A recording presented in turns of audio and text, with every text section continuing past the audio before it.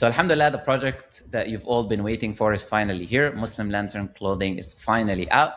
Go to muslimlantern.com to get yours. Got a very limited stock. Alhamdulillah, we've had a lot of positive feedback already, and we have a discount, a very limited discount, so make sure to get yours before it's gone. Go to muslimlantern.com and get yours today, inshallah. So there is this idea that has been pushed forth and been circulating around social media by hijabi women, actually. And it's the idea that Islam is a religion made for men. Islam is a religion made to suit the desires of men.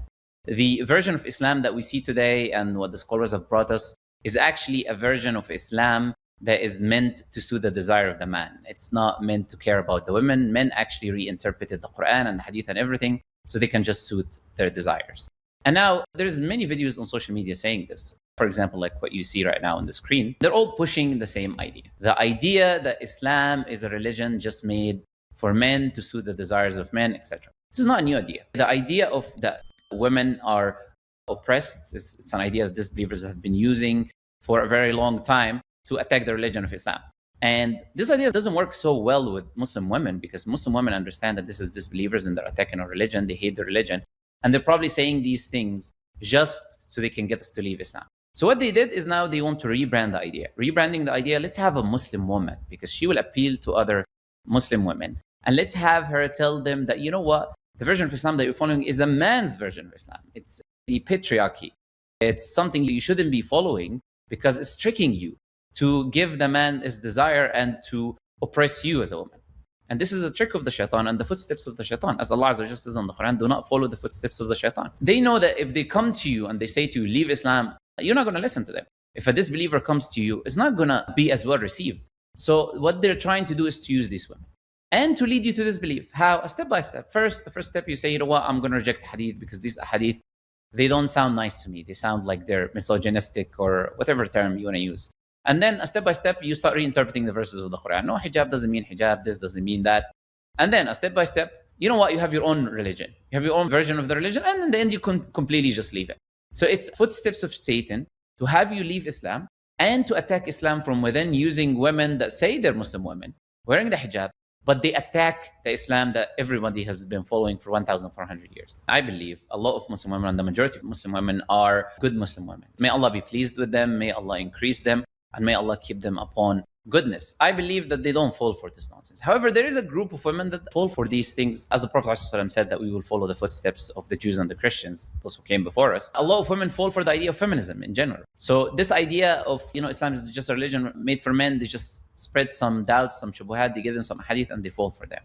So I think it's very important for us to tackle this and respond to this idea. And, I had this video about how the hijab is in the Quran. And then you have this kuffar coming in the comments and they're like, the hijab is not in the Quran. What's that got to do with you? You're a kafir. You got nothing to do with our religion. Stop trying to reinterpret what our Quran is saying. But those are the people who are propagating these ideas. They are the people who are going on the videos of these women, creating fake Muslim accounts and sister, yes, this is right. Yeah, Islam, there's a men's version of Islam. We should, have a revolution. So this is what they're trying to do. They're trying to get Muslim women to leave Islam step by step. But now I want to tackle this rationally. Let's be people of evidence and let's tackle this rationally. And I'm going to have a few questions and I would like you to respond to them. Let's accept this idea that Islam is a religion made to fit the patriarchy. It's made for the desire of the man. It's made to help the men and it is made to oppress the women. Let's accept this nonsensical idea, the Islam of today, that we have our interpretation and understanding of it. So I would like you to answer a few things from it. Prophet ﷺ says in the hadith, that فَالْزَمْهَا فَإِنَّ الْجَنَّةَ تَحْتَ رِجْلِهَا. About the mother, be always with your mother, be good to her because paradise is in the obedience of your mother, is being close to your mother. Why would the religion that is suiting the desire of the man would say that for the mother and not say it for the father? Why would the religion made to suit the desire of the men tell you that the man is prohibited for him to wear gold and silk, but for the women that they can wear gold and silk?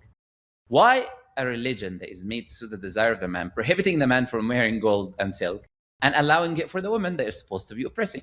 Why would a religion to fit the desire of the man and to oppress the woman give the custody of the children when the children are young to the mother? Why?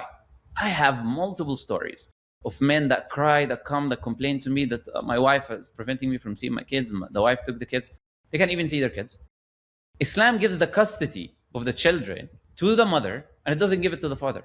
So why would a religion made to suit the desire of the man do that? Why would a religion made to suit the desire of the man say that the man is supposed to pay the mahr, a marital gift that can go to hundreds of thousands of dollars in some cases, and not be like the Hindu customs, for example? And Islam be like, you know what? The woman is going to bring you the marital gift. The woman is going to do everything. And you just sit down like this, like they do in the Hindu culture. Why is a religion made to suit the desire of the man, giving me that financial responsibility?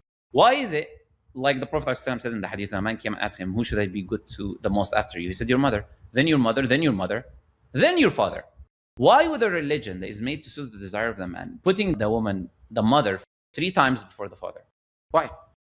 Why would the Prophet ﷺ, before his death, he says, "Istawsu bin nisa'i khayra." He says, treat women well. Before his death, over 100,000 companions there. One of the most important advice that he's going to give the people before he passes away, and he says to them, treat women well. Why didn't he say treat your husbands well, or listen to your husband, or obey your husband? Why didn't he say that? Why did he say treat women well? Why does Islam say if you have 2 daughters or 2 sisters and you look after them and you're good to them, that they will be a shield for you from the hellfire?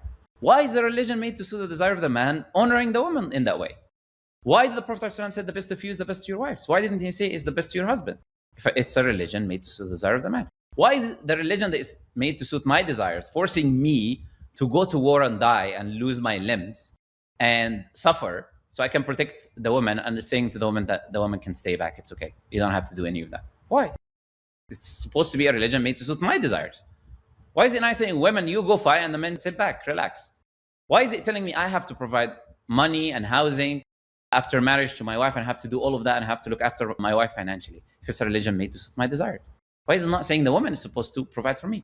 Why is it saying that I'm the guardian of my family, that I'm the protector, and I'm going to be asked upon my flock, I have to look after my family, I have to protect them? If it's a religion made to suit my desire and to suit the desire of men, why is it putting that responsibility upon me? Now, I want you to answer these questions, and please don't like change the topic and tell me, but Islam gives the man this and the man that. We'll tackle some of these issues that these women bring. However, first, respond to me. Why is a religion made to suit the desire of the man, giving women all of these privileges? Why? The reality is that this is the true face of some of these women, the true feministic face of some of these women, where it's not about equality, it's not about having, Islam does not honor them or give them privileges, but they want everything to be in accordance to what they like. If Islam doesn't give me everything, then Islam is made for men. So if Islam gives some things for the man and some things for the woman, no, everything has to be accordance to my desires, or otherwise it's a religion made for men. So a lot of these women are arguing for their own benefit. Has nothing to do with it being a religion to suit the desire of the man. I had a message from the sister that messaged me before, and she's like, oh, I'm starting to doubt the hadith. I don't know if I can follow the hadith anymore. I've been seeing some, shubuhat that people have been putting forward. So a lot of these sisters that are actually good sisters, they watch a lot of this content and they fall for it. They fall for these tricks. And instead of getting educated and asking and inquiring and becoming more learned, they're like, I'm going to reject hadith. So it's not about is the hadith historically valid or not, and the method is correct. No, it's now that there are some things that are said in the hadith that doesn't sound nice to me, so I'm going to reject it. So I'm going to highlight some of these things that they bring forth so we can just show you that in reality, what they criticize is actually something for the benefit of the women. So for example, they talk about the hijab. They say, oh, look, in Islam, the hijab is made for men.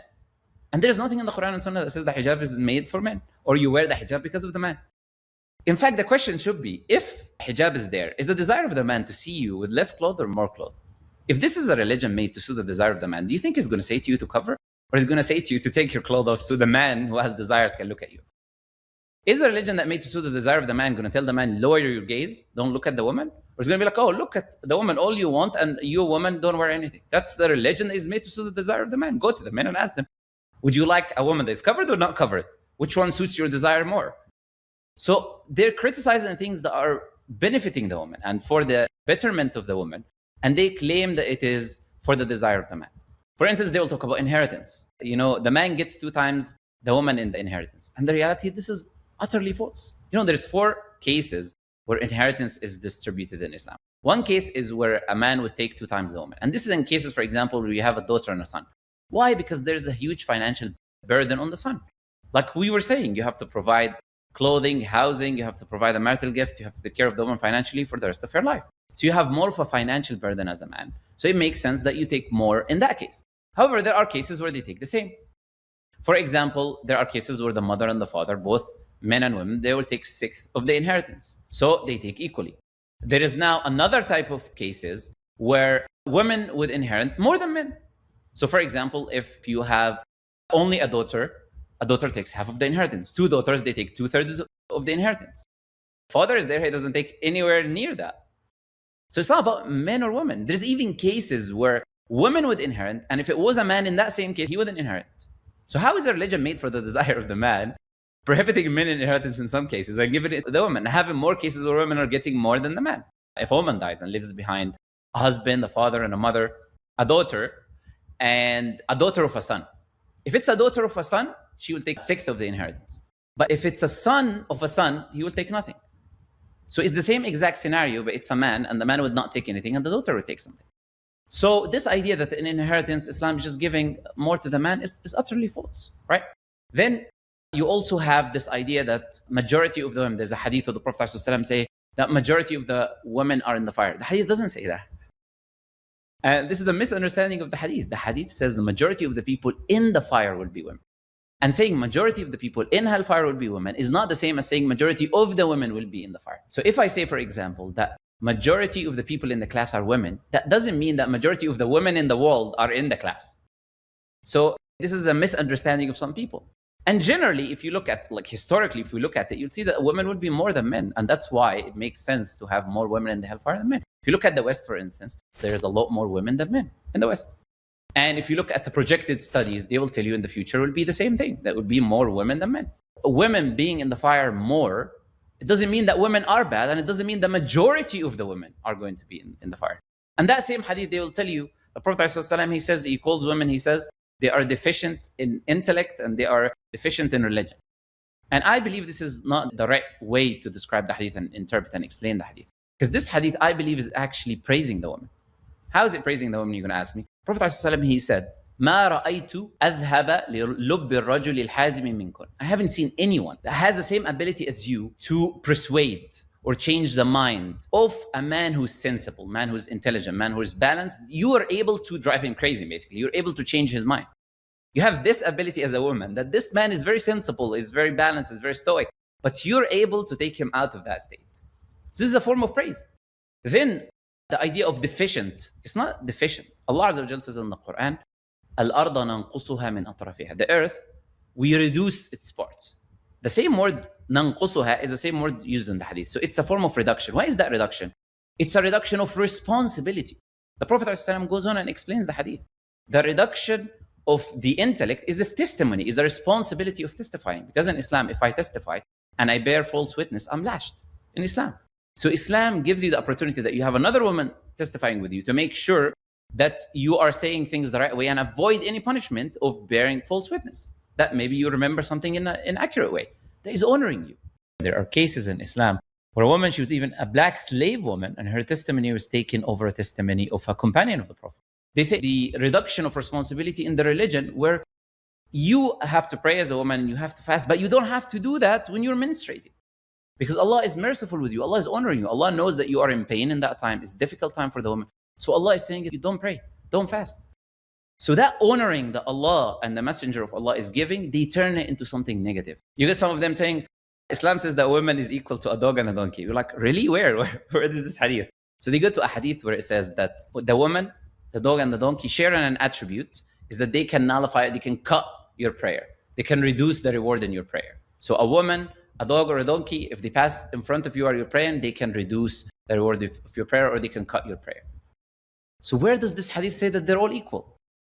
That is similar to saying there's a sign on the road that says no trucks, no old people and no animals. Then the truck is equal to the animals, is equal to the old person. Or to say that I eat food because we all share in an attribute. We do the same thing. I eat food, the dog eats food, and the elephant eats food. So we're all equal now because we all do the same thing. So the hadith is not saying anything about equality there, but it's highlighting. Because if a woman passes in front of me, then a man has desires, then I'm going to be distracted and it will cut my prayer and it reduces my focus. Same thing if a dog will frighten me. Or if a donkey goes and makes that sound, which the Prophet ﷺ says is from the shaitan, it will also confuse me. So it's about confusing the person. It has nothing to do with the quality of these types. It's not saying they're equal. It's saying that they all share in an attribute. The same old idea of, oh, the man is allowed to marry 4 wives, right? And I have so many videos on this on my channel. I would recommend people go back to them. However, That's another thing that I would say is for the benefit of the woman that they try to use against the woman. Because when a man marries another woman, it's also a woman. He looks after her. She's happy being a second wife. She gets provided for. She gets food. She gets drink. And she's more than happy to be in that state. Isn't she also a woman? So how is that oppressing the woman when it's another woman getting married? Go look at today. You have the rainbow flags, men. Then you have men that don't want to get married at all.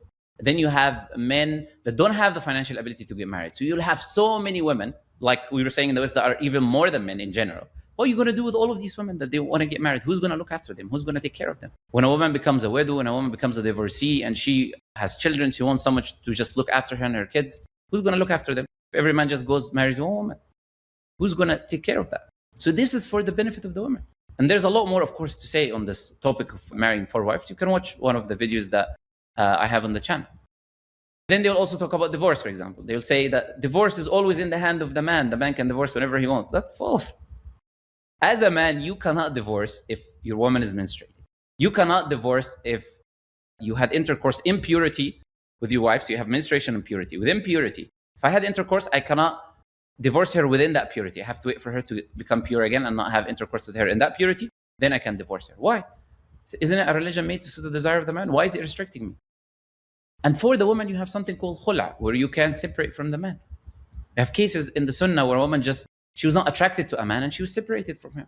So khula can be done from your side without the agreement of the man. You have something called talaq al-darar, which is a divorce of harm. If the man is doing anything harmful to you, you're able to do that type of divorce and you're able to get divorced. And even if the man doesn't agree, you're separated from him. But Islam understands the nature. Allah understands the nature of the woman.